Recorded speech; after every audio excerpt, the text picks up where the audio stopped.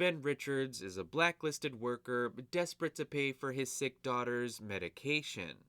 This forces him to participate in a deadly game show called The Running Man, where contestants try to survive while being hunted down by professional assassins and civilians who are motivated by a cash reward.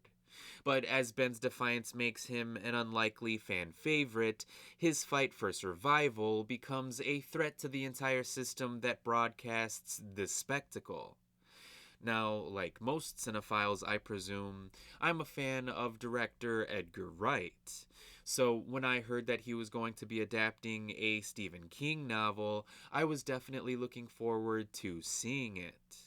I'm not the biggest fan of the original Running Man after all, so I was curious to see what Wright could do with the material.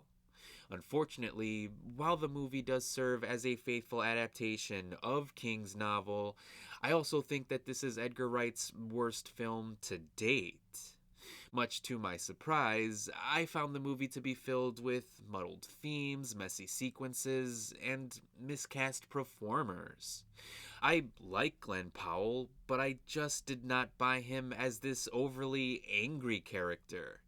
I think he's a great leading man otherwise, but his portrayal of Ben Richards continually pulled me out of the movie. He was just so comically and unnecessarily mad all of the time. And I don't know how Richards is described in the novel, but I don't really buy that anyone would be this angry. I mean, sure, he lives in a dystopian society where everything sucks and capitalism has run amok and the media is constantly lying to people, but that's just the world we live in, right? Nobody is ever this angry. Whether or not they should be is a different discussion altogether. My point is, Powell is clearly doing the best he can with the material he was given. I just think that Richards' character isn't written as well as he should be. And that's because I don't think this world is as fleshed out as it should be. There are ideas and concepts that, in my opinion, definitely could have benefited from being explored a bit more.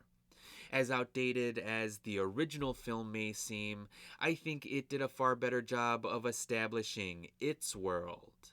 Plus, while Edgar Wright is typically known for making films that are fast paced, The Running Man has such a jarringly fast pace and an incredibly odd narrative structure. Plot beats are weirdly disconnected, things happen for seemingly no real reason, and random characters pop in and out of the story without any context, all of which made the film feel surprisingly disjointed. So I was very disappointed with Wright's script, especially since it's nowhere near as tight or as focused as his previous ones. And I like that Wright has been branching out into other genres, but I think his earlier comedies are definitely better and more memorable than his newer action films. So maybe it's time for Wright to head back to his roots. Because in a year that had 5 other Stephen King related projects, it pains me to say that this is probably the worst one. I don't even think it's as good as the original, and I didn't exactly love that film to begin with.